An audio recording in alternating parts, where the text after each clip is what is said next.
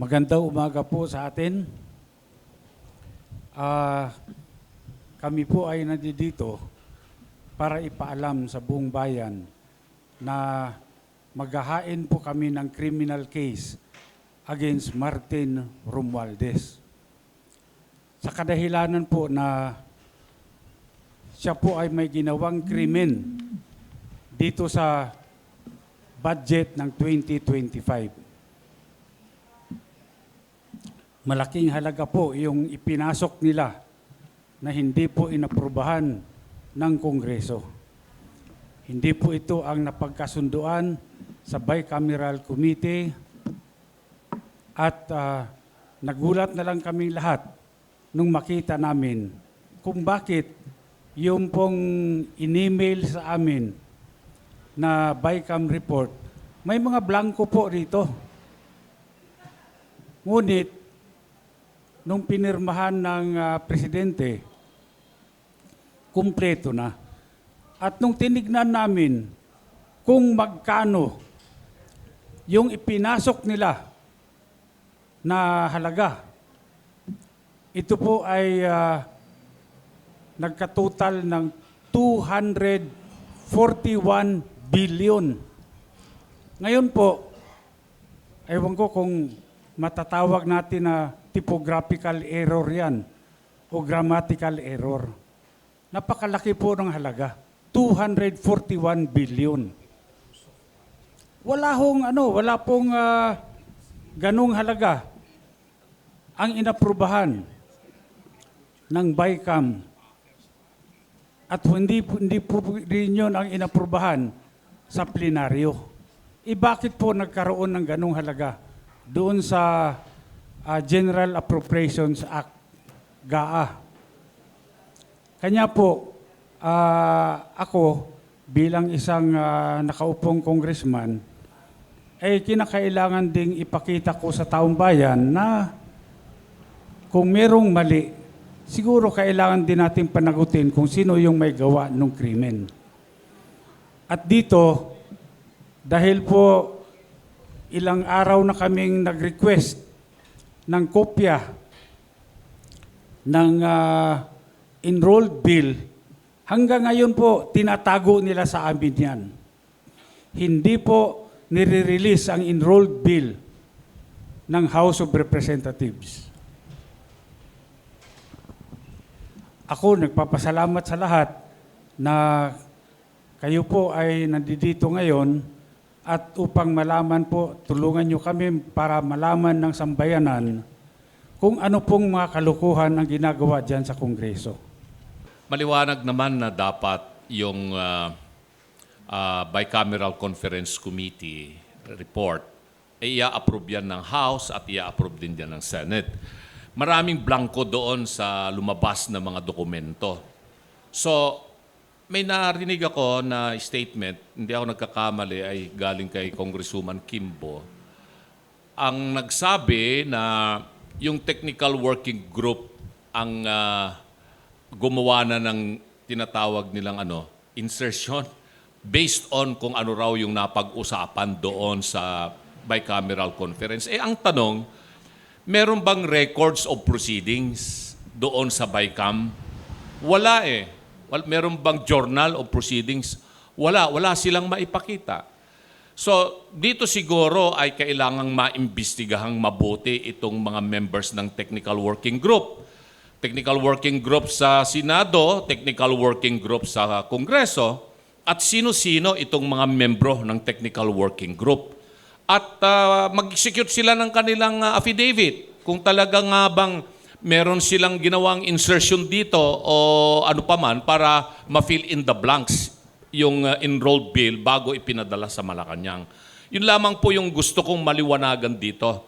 Dahil ay statement nang galing yan sa balita na napakinggan ko at nabasa ko na statement allegedly ni Congresswoman Kimbo na yung technical working group ay pinunuan itong mga blanco na nandito sa mga dokumentong lumabas na mga Bicam report na may pirma naman yung mga members ng Bicam committee sa House at saka sa Senate.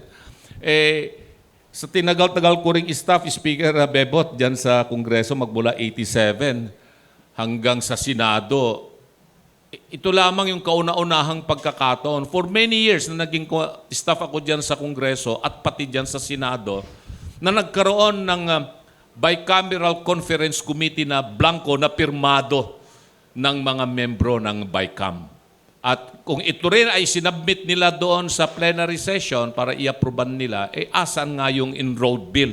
Sabi nga ni Speaker Bibot, wala pa hanggang ngayon. Sa akin, yun ang aking pinagdududa na bakit nagkaroon ng ganon na mga insertions. Yun lamang po. Attorney Bertie, bago natin umpisa ng Q&A. Sasampahan ng kaso bukod kay Speaker Martin Romualdez at kailan po ito isasampa? Sa aking pagkaalam, no, pwede akong i-correct ng aming mga abogado rito kung meron akong makaligtaan na pangalan. Number 1, siyempre si Martin Romualdez. Pangalawa, itong si Saldico. Pangatlo, itong si Majority Leader Manix Dalipe ng Zamboanga. Bakit sila? Dahil po, una, wala pong nangyayari sa House of Representatives na hindi po alam ng Speaker of the House of Representatives. Lahat po yan may basbas ng Speaker. Wala pong gagalaw dyan kapag hindi po sinabi ng Speaker. Kaya nga po dito, sigurado ako, itong si Martin Romualdez ay talagang siya ang may pakana nito lahat. Siya ho ang author nito. Ngayon, siyempre ako gusto ko rin magpasalamat kay Congresswoman Stella Kimbo. Dahil kung meron mang tunay na bayani dito, si Congresswoman Stella Kimbo. Dahil siya mismo ang umamin na maraming blanco ang BICAM report. Ngayon, bakit nagkaroon ng 241 billion na additional budget doon sa GAA na pinirmahan ng Pangulo? Ngayon, yung mga media, pwede rin nyo rin mag-request. Request nyo sa Kongreso kung mabigyan kayo ng kopya ng enrolled bill. Bakit mahalaga ang enrolled bill? Kasi dito natin makikita kung ang enrolled bill ba ay faithful reproduction kung ano yung inaprubahan ng Kongreso sa plenary. Dahil kung ito ay magkaiba, ay malaking problema yan. Hindi nila nilalabas yung enrolled bill. Ako may suspetsa. Anong problema? Ba't ayaw mong ilabas? Problema dyan, kung walang enrolled bill, yung liability magsishift. Mapupunta sa Office of the President. Pinirmahan niya, walang enrolled bill. Sino naglagay ng blanco? Di sila. Kaya malaking problema. Siguro mabuti ilabas na nila yung enrolled bill para naman makumpare natin. Tama ba yan o pareho ba yan nung inaprubahan ng BICAM, inaprubahan ng plenary? Problema nila, palagay ko that is the reason why sinulong nila kahit kapos na yung oras ng impeachment para matabunan ito. Para yun ang pag-usapan. Para yung oposisyon ang nasa defensive instead of us being on the offensive. Pero hindi po natin bibitawan ito kasi napakalaki talaga. 241 billion. Kaming mga ordinaryong tao, we cannot even begin to wrap our heads around that figure. 241. Kaya kami ni Mr. Magpantay sa Citizens Crime Watch, we joined hands with Speaker, with Attorney Raul Lambino, with Attorney Jimmy Bondoc para isulong po ito at sa Monday po ay ipafile po namin sa City Prosecutor's Office ng Quezon City itong criminal case na ito because this is falsification of legislative documents which is a crime. Krimen po ito. It is a crime not only under the revised penal code but in view of the amount involved, it is a crime against the Filipino people. For Attorney Bondoc and Congressman Bebot. Na-mention po kanina ni Attorney Topacio na kaya may nadali yung impeachment para matabunan ang issues. Oo. Oo, sa inyo pong dalawa, itong kasi pareho po kayong nasa side ng mga Duterte, hindi po kaya ito magiging isang political war? Una po sa lahat, gusto ko rin linawin talaga na ito po ay hiwalay sa aking pagiging kandidato, no, tong filing. I am acting in my capacity as National Officer of the PDP Laban dahil ako po ay chairperson ng arbitration committee ng PDP Laban. So I'm really on the legal team of PDP, no? So needless to say, siguro lagi namang may political aspect ang mga ganito, but we are really fighting against the corruption here that is nasa institusyon, no? Wala po itong kinalaman sa politika. Very little to do with politics.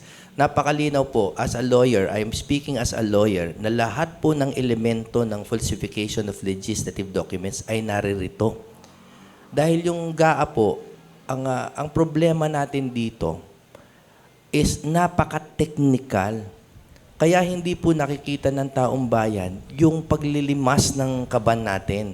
Ang trabaho namin dito in filing the case ay para bigyan ng ilaw, no, ng liwanag kung ano ba yung specific mechanism ng korupsyon at kung paano nililimas. Kasi lahat tayo ginagamit yan no? Yung terms na nililimas ang kaban ng bayan. Paano? Ito po, sinasabi namin kung paano ginagawa. And now, sabi nila, matagal nang nangyayari yan. Ang gusto naming masabi sa inyo, it is in unprecedented amounts ang ninanakaw po sa taong bayan. Kailangan po maging malinaw yan. Itong pag-file namin ng criminal cases, hindi po kasama sa politika ito. Malinaw na mayroong krimen na nangyari. Malinaw na Martin Romualdez, Saldico, at Mr. Dalipe committed a crime against the Republic of the Philippines. Hiwalay po natin yung politika dito. Mag-focus po tayo doon sa krimen na nangyari. Gusto ko lang po linawin bakit kasali po dito yung Citizens Crime Watch. Wala po kaming pakialam sa politika. Kung sa tingin po ninyo sumasali tayo sa pamumulitika, hindi po.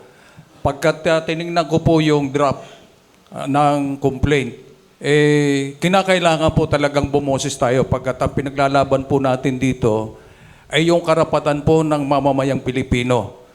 Ang isa po sa advokasya, kahit noon pa po ang advokasya ng Citizens Crime Watch ay labanan po ang korupsyon. Siguro naman, lahat tayo kumbinsido na yung mga nadidinig, nakikita natin, nababasa natin, talagang talamak po ang korupsyon sa ngayon. At hindi po tayo kinakailangang manahimik, kinakailangan po hindi lang tayo bumoses at sumali po tayo sa mga hakbang na mahahabol po natin kung sino man ang mga sangkot dito po sa ganitong anomalya. Tinitingnan ko po yung niratify na BICAM report. Napakalaki po ng pondo na napunta sa NIA. Kami po sa Bicol Region, tiningnan namin yung mga projects ng irrigation ng NIA. Sa laki po ng pondong ibinigay po ng ating gobyerno, napakarami po mga palpak na mga proyekto, lalo na po yung mga irrigation. At marami pang pondong inilalagay nila pagkat tayo hindi natin nasisilip yung anomalya dito pagkat nasa kabukiran po yung project nila. Pero karamihan ng kanilang mga proyekto ay palpak at hindi po gumagana ang karamihan sa mga proyekto nila. Kaya kami po sa Citizens Crime Watch, lahat pong mga hakbang na naglalayong malabanan po ang korupsyon, kami po ay palaging naandyan. Idagdag ko lang, baka sabihin nyo, Citizens Crime Watch was organized para lang labanan ang Marcos government. 1992 pa po ay buhay na ang Citizens Crime Watch. 1992, ang founder namin ay yung yumaong si Jose Malvar Villegas, Attorney Jose Malvar Villegas. We are SEC registered. We have been accredited as a COMELEC watchdog in so many elections. At just to prove to you how non-partisan we are, while we were the ones who sued Garin, Congresswoman Garin, for the Dingvaxia scandal, 3.5 billion lang ngayon, lang because kung kukumpara rito, that's peanuts. Ngayon ay nasa Sandigan Bayan. Dinimanda rin po namin si Commissioner Guanzon for graft na ngayon ay nasa RTC Bulacan na. Lahat po yan ay may probable cause. Even during the time of Duterte, dinimanda po namin si Secretary Ramon Lopez for allegedly allowing large-scale tax evasion by Hyundai Motor Corporation. So, kahit sino po, kahit under any administration, kung may nakikita kaming anomalya, dinidimanda po ng Citizens Crime Watch. Wala po kaming tinitingnan kung sino, tao ni Duterte, tao ni Noynoy, tao ni Marcos. Kung may nakikita kaming mali, ay dinidimanda po namin. And modesty aside, maganda naman po ang aming batting average sa Office of the Ombudsman at sa Piskalya. Thank you po. Okay. Abantay. Okay.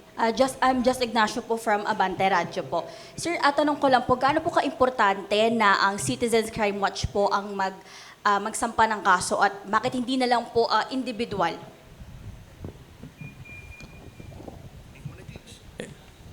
Ang pagsasamba po kasi ng kaso, hindi po madali. Kinakailangan po natin kumuha po ng kakampi dito. Pero nabanggit naman po ni Speaker Alvarez kanina na ito po ay walang relasyon sa pagiging kandidato nila. Ano? At kami naman, kung sinong makakatulong sa pagsasampa ng kaso, nilalapitan po namin. Ano? Pagkat sa dami na po ng ang napakahirap po kasi yung maghanap ka ng dokumento.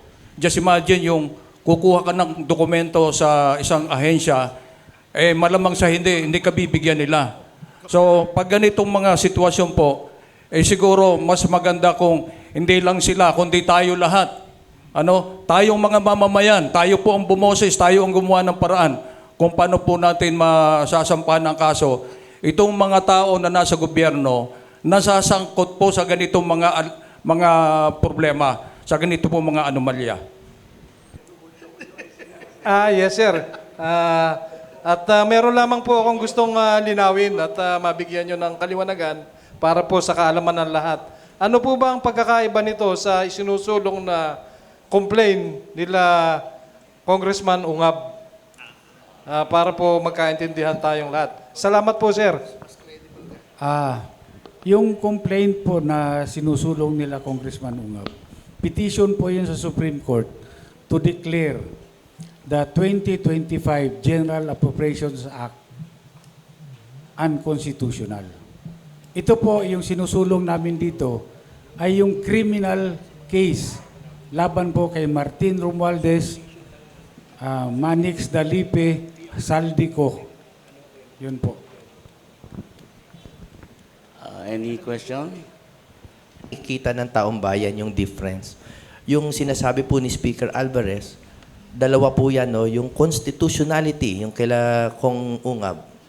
Sina-challenge nila yung mismong GAA na may mga na-violate sa Constitution. No? Hindi siya naaayon sa sinasabi ng Constitution, halimbawa sa edukasyon, na dapat highest budgetary priority, etc. Ito pong ipafile natin ay dun sa mga gumawa. Criminal punto na action dahil nag-falsify sila ng dokumento. Pinolsify nila yung BICAM report.